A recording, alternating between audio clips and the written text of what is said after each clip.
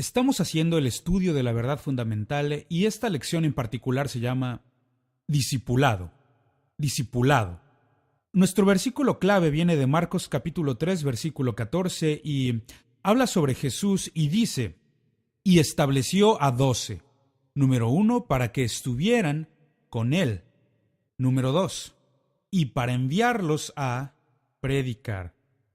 Estos son los 12 discípulos, que luego serían los 12 apóstoles, porque son llamados discípulos cuando Jesús está enseñándoles y entrenándoles, y apóstoles cuando ya los envía.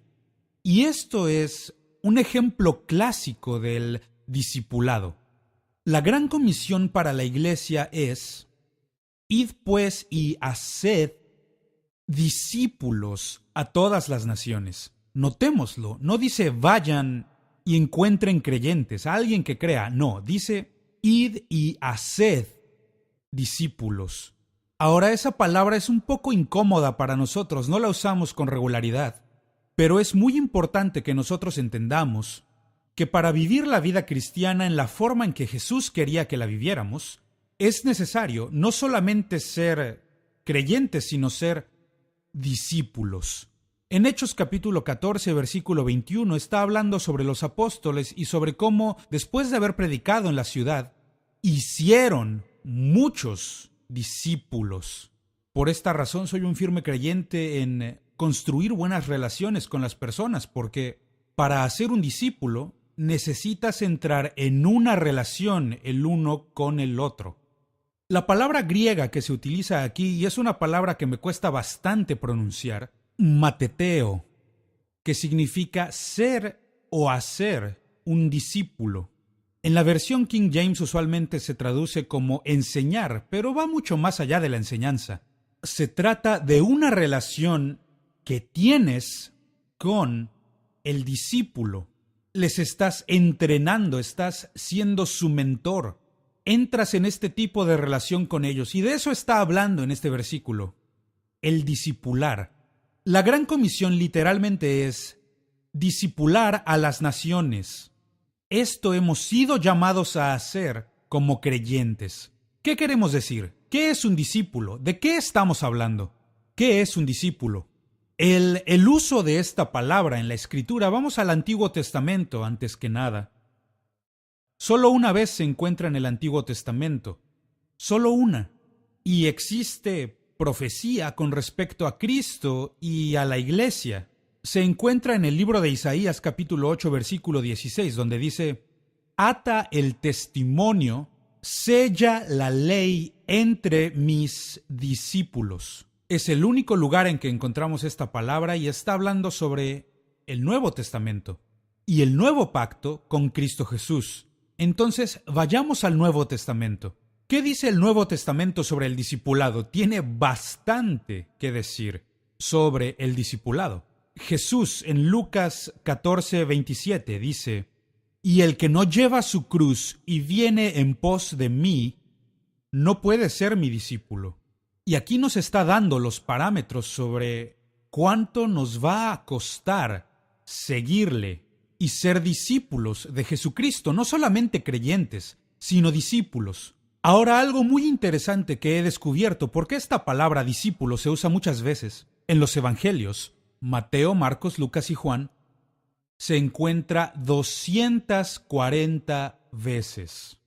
Cuando vamos al libro de los Hechos, se encuentra solamente en 26 ocasiones.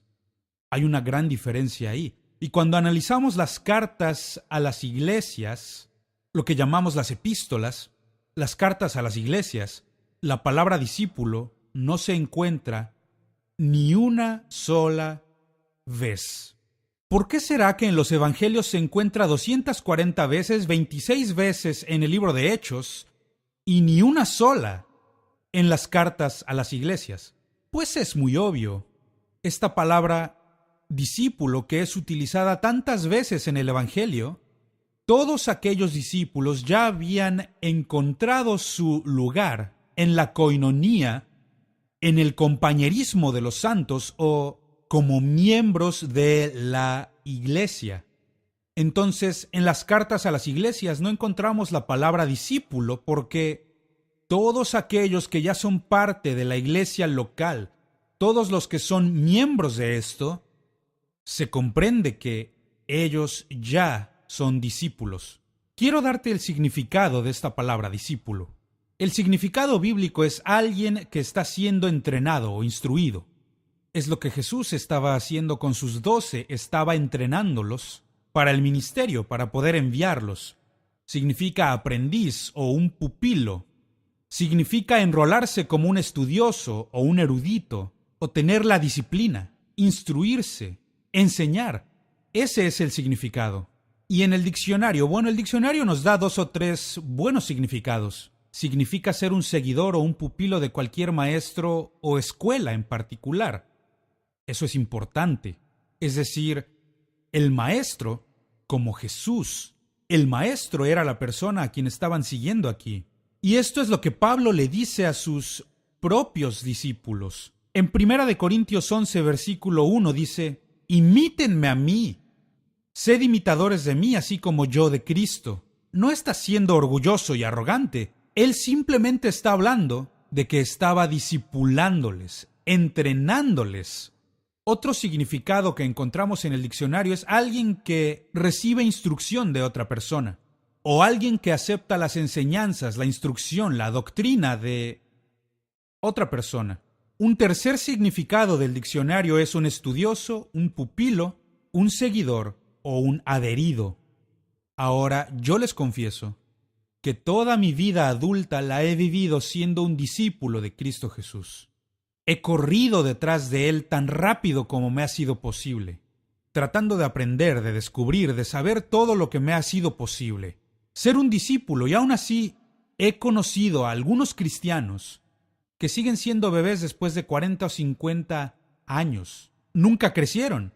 ¿Por qué? Ellos creyeron en Cristo, pero nunca tuvieron la determinación, nunca decidieron ser discípulos de Cristo Jesús. Cuando haces esto, hay un buen versículo para ilustrar esto. En Marcos 4:34 dice, hablando de Jesús, «Y sin parábolas no les hablaba». Y cuando estaban solos, ¿solo con quién? Con sus discípulos.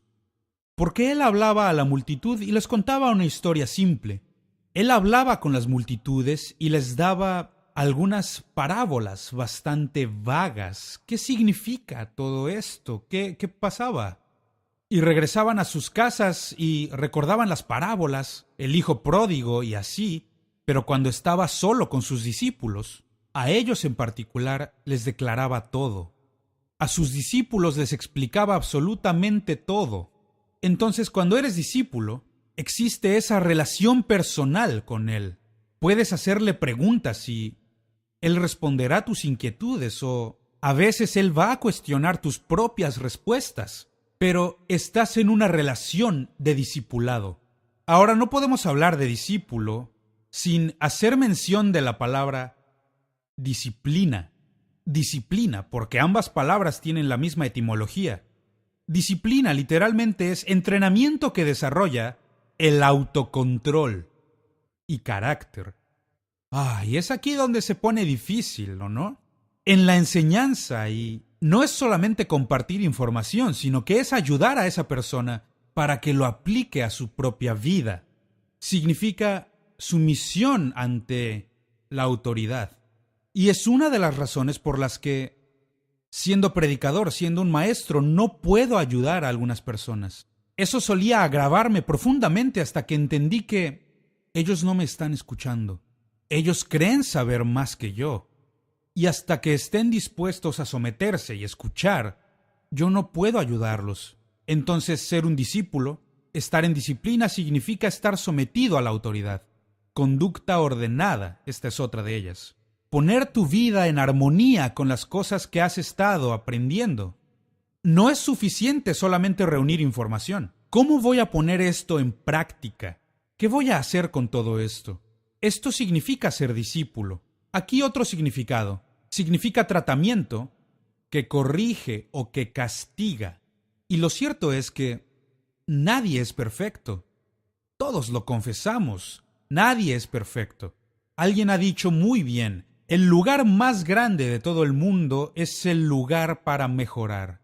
Y eso es muy cierto, todos podemos aprender, pero muchas personas no están dispuestas a ser corregidas, y mucho menos a experimentar la disciplina que viene con esa corrección.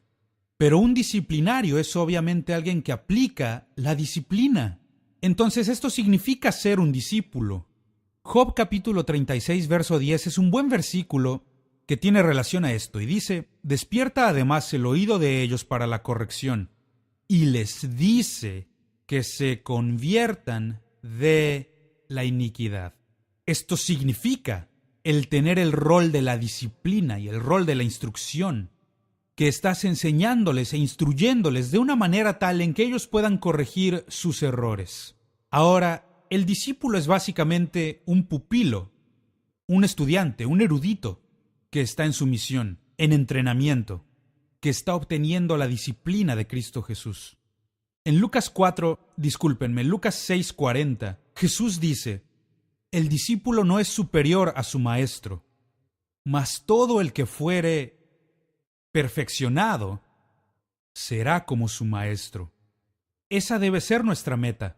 Nuestra meta debe ser el ser como Cristo. Por supuesto, la manera de hacer esto a día de hoy, como no podemos ver a Jesús personalmente o directamente, es a través de los individuos que tienen el llamado de parte de Dios, que están en nuestra vida para ayudarnos a aprender lo que la Biblia dice, a discipularnos. Esto es muy importante si es que queremos cumplir con nuestro destino cristiano, que recibamos entrenamiento apropiado. Ahora, ¿cuál es esta relación entre un discípulo y la iglesia local? La relación, y esto ya lo hemos señalado con antelación, estas palabras son intercambiables. El Nuevo Testamento nos enseña que todo miembro de la iglesia local debe convertirse en discípulo. Sí, yo creo que todos deben formar parte de la iglesia local. Deberías echar raíces en algún lugar. Si no tienes raíces, jamás vas a producir fruto, amigo. Necesitas echar raíces. Entonces, todos deberían encontrar su lugar en la iglesia local. Y en la siguiente lección hablaremos más al respecto. Pero escuche la manera en que el libro de Hechos describe esto. Hechos capítulo 2 dice que el Señor añadía a la iglesia. Añadía a la iglesia. Hechos capítulo 11, versículo 26 habla de la iglesia y los discípulos. Notemos que están conectados ahí. Hechos capítulo 14, versículos 22 y 23 habla sobre los discípulos, ancianos y la iglesia. Notemos cómo los conecta a todos. En Hechos 19, versículo 1 y también capítulo 20, versículo 17, de nuevo habla sobre los discípulos y la iglesia. Notemos cómo los está conectando a todos. Y por último, en Hechos capítulo 20, versículos 28 al 32, habla sobre la iglesia y los discípulos. Ahora, de nuevo, en los evangelios, Mateo, Marcos, Lucas y Juan, encuentras la palabra iglesia solo 2 veces. Y encuentras la palabra discípulos unas 240 veces. Esto demuestra el énfasis. Jesús comenzó con discipular a las personas. Precisamente este era el énfasis, el discipulado. Pero el énfasis cambia. En el libro de Hechos es casi igual. La palabra iglesia se encuentra 24 veces. La palabra discípulo se encuentra 26 veces. Casi tienen el mismo número. Pero luego nos vamos a lo que llamamos las epístolas, las cartas a las iglesias. La iglesia en Galacia, la iglesia en Tesalónica, la iglesia en Corinto, la iglesia en Éfeso. Cuando comienza a hablar de las cartas a las iglesias, la palabra iglesia se encuentra unas 88 veces, mientras que la palabra discípulo no se encuentra nunca. Ahora es bastante obvio lo que está ocurriendo aquí.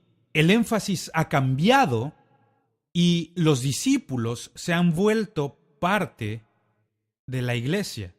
Y ese es el plan de Dios actualmente. Y yo sé que para muchas personas la membresía de la iglesia es como la membresía de un club social. Esta, amigo, nunca fue la intención en primer lugar. La intención era que todo miembro de la iglesia local se convirtiera en discípulo. ¿Y qué significa ser un verdadero discípulo? Es una buena pregunta. Ser un verdadero discípulo. Estas son las cosas que están involucradas en la aceptación del llamado inicial de Cristo al discipulado. Recuerda, Jesús no vino a esta tierra a entregar su vida y morir por nosotros, nada más para que creyéramos que es el Hijo de Dios. Él vino para que nosotros pudiéramos darle nuestra devoción, como sus seguidores o sus discípulos. En primer lugar, si quieres seguir a Cristo, debes tener en cuenta el costo. Toma en cuenta el costo, porque tiene un costo seguirle. Si fuera fácil, todo el mundo estaría haciéndolo. Si fuera barato, sería algo muy trivial. No es barato. Va a costarte algo. Yo lo he dicho y lo he dicho una y otra vez, y es muy cierto. Hacerme cristiano me costó nada. No me costó absolutamente nada. Jesús pagó ese precio. Él dio su vida para salvar mi alma. Pero me ha costado absolutamente todo el ser un hombre de Dios. Todo. He entregado mi devoción completa a esto porque es el llamado de Dios para mi vida. Entonces no me costó nada ser cristiano, pero me costó todo el ser un hombre de Dios. Segundo, Jesús dijo, si alguien quiere seguirme, si alguien quiere venir en pos de mí, que venga, tome su cruz y sígame. ¿Cruz? Sí, él dice, primero niéguese a sí mismo. La negación de uno mismo es la primera condición para el discipulado.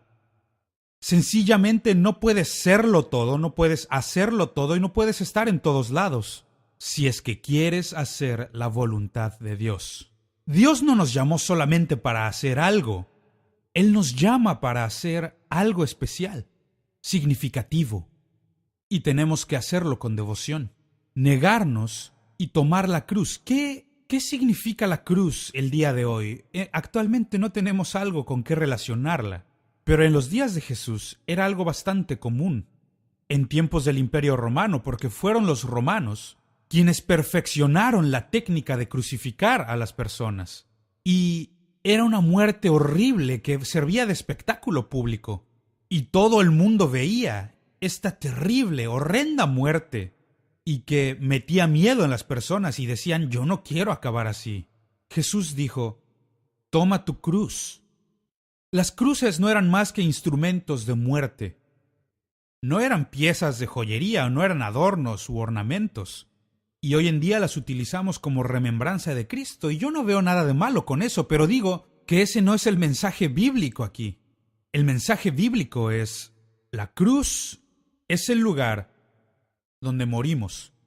De hecho, la mejor descripción que he escuchado sobre el descubrimiento de la voluntad de Dios en mi vida es cuando digo, no sea mi voluntad, sino hágase la tuya. Es decir, en donde mi voluntad choca con su voluntad. Y esa es la cruz en la que yo muero. Me rindo por completo ante Él. Lo tercero que Él dice es, sígueme. Sigue a Cristo, porque no podemos hacer eso a menos que hagamos las primeras dos cosas, negarnos y tomar nuestra cruz. De hecho, existen 3 pruebas que Jesús nos da en el libro de Lucas, capítulo 9, versículos 57 al 62.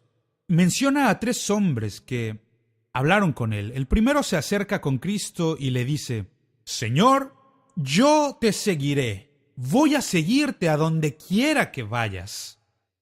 ¿Y qué hace Jesús? Jesús le advierte. Le dice, las zorras tienen guaridas, las aves tienen nidos, pero el Hijo del Hombre no tiene dónde recostar la cabeza. ¿Qué está diciendo? Está diciendo, ten en cuenta el costo, amigo. Esto está en tiempo presente, ahora mismo. Ten en cuenta el costo. Esto es algo que en nuestra cultura y sociedad occidental está totalmente al revés. Y veo que es totalmente opuesto cuando voy a Europa Oriental O cuando voy, por ejemplo, al Medio Oriente, ahí sí toman en cuenta el costo antes de entregarle sus vidas a Cristo, porque puede costarles todo, incluso sus vidas. Toma en cuenta el costo. Esto no lo hacemos en nuestra cultura occidental, pero Jesús nos presenta un reto con esto. Toma en cuenta el costo. El segundo es el futuro. Jesús le dice a este hombre, ven y sígueme, y él le respondió, déjame que primero vaya y entierre a mi padre. Ahora él no dice que su padre esté muerto. No, solo está diciendo que quiere ir y hacerse cargo, cuidar de su padre hasta que él muera. No está diciendo cuánto tiempo va a vivir. Puede que vaya a vivir otros 10 o 20 años, nadie sabe cuánto más va a vivir. Y esto es lo que él dice, pero Jesús está hablando sobre el futuro aquí. El futuro, cuando dice, déjame que primero vaya. Y este es el problema para muchas personas, déjame que vaya primero. Te digo, amigo, si quieres ser un discípulo, debes deshacerte de la terminología de yo primero. Recuerdo que hace muchos años escuché una canción, gracias a Dios ya no la he escuchado, pero decía algo como Jesús y yo tenemos nuestro propio rollo. Jesús y yo tenemos nuestro propio arreglo. ¿Sabes cuál es el problema? Yo. No somos los primeros en esta relación. Él va primero. El ser un discípulo significa que consideramos el costo y lo ponemos todo ahí. Déjaselo todo a Jesús. El tercer hombre que habla con Jesús Jesús le dice, ven y sígueme. Y él le dice, te seguiré, Señor, pero déjame que me despida primero de los que están en mi casa. Jesús le dice, ninguno que poniendo su mano en el arado mira hacia atrás es apto para el reino de Dios. Fuertes declaraciones. ¿Cuál es el problema? El mirar atrás. Y las personas que siempre están mirando atrás, a lo que han dejado, a lo que abandonaron. He escuchado a gente hablar de lo que han tenido que dejar para seguir a Jesús. Escucha, amigo, si vas a ser un discípulo de Jesús, más vale que tengas la mirada en Jesús, no mirando atrás. Y estas son las 3 pruebas que Jesús nos presenta aquí. Ahora, lo que he descubierto, peculiarmente en nuestra sociedad occidental, es que muchos se han arrepentido, pero no son verdaderos discípulos. Recuerdo algunos de mis primeros viajes en lo que era la cortina de hierro. ¿Alguien recuerda lo que era la cortina de hierro? Parte del bloque soviético de naciones. Recuerdo cuando fui y un pastor me preguntaba, ahora que ya recibimos la libertad, quisiera aprender cómo enseñar a mi gente a diezmar. ¿Podría darme algunos lineamientos y ayudarme? Y le dije, claro que sí. Comencé a darle versículos de la Escritura y a enseñarle y después lo felicité porque en verdad tenían una iglesia hermosa, tal vez tenían capacidad para 150 personas. Aquí en este país se consideraría una iglesia bastante linda. Y le dije, es obvio que tu gente sí da. Y dice, sí, mi gente sí da, ellos sí que dan. Y dice, de hecho, mucha de mi gente, durante los meses de verano, ellos consumen solamente lo que ellos producen. Y de esta forma, todo lo que ganan en sus trabajos pueden aportarlo para edificar la iglesia. Me hizo sentir chiquitito. Y me puse a pensar, ¿qué estoy intentando hacer? Queremos enseñarle a estas personas a dar el 10% de todo lo que ganan y viven de lo que produce su jardín en los meses de verano para así poder dar todo lo que ganan y ayudar a edificar la iglesia. Oh, Dios nos ayude. Algunos de los mejores cristianos que conozco no viven en este país. Los he visto, lo cuentan todo. Los he visto vender sus autos para edificar la iglesia, incluso vender sus casas para construir la iglesia. Ahora, no estoy diciendo que Cristo demande que hagamos esto, pero lo que sí digo es que esta gente entiende lo que es verdaderamente ser discípulo. La salvación es aceptar la obra de su cruz. De ahí es de donde viene. Él pagó ese precio por nosotros. Discipulado, eso es tomar nuestra propia cruz.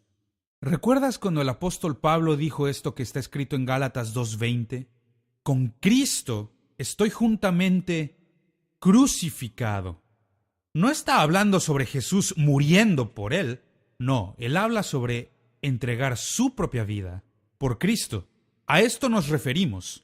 En Mateo 16, 24 y 25, Jesús dice a sus discípulos: Si alguno quiere venir en pos de mí, niéguese a sí mismo y tome su cruz y sígame. Porque todo el que quiera salvar su vida, la perderá. Y todo el que pierda su vida por causa de mí, la hallará. Esto es discipulado. Su cruz, es una sustitución. Jesús muere por nosotros. Pero hablando sobre nuestra cruz, eso es identificación. Es ahí donde nosotros morimos con Él. O como dijo Pablo, con Cristo estoy juntamente crucificado. Las marcas del discípulo. Quiero darles estos 2 puntos rápidamente, están en sus notas. Yo continúo en la palabra de Dios. Y segundo, yo muestro el amor de Cristo. Tercero, mi andar con Cristo es fructífero. Cuarto, soy de una solamente en mi servicio para Cristo. Quinto, Cristo es mi jefe. Sexto, yo soy un discípulo consistente. Séptimo, yo no estoy enamorado de las cosas de este mundo. Creo que estas marcas son buenas para lo que significa ser un verdadero discípulo de Jesucristo. Te digo, amigo, yo no me arrepiento. Yo de lo único que me arrepiento es que solo tengo una vida para entregarla a Cristo. Es de lo único que me arrepiento. Porque al entregarlo todo a Él, mira todo lo que Él ha hecho en mi propia vida. Entonces quiero lanzarte el reto que en tu viaje espiritual no seas solo un creyente, sino sé un discípulo de Cristo Jesús.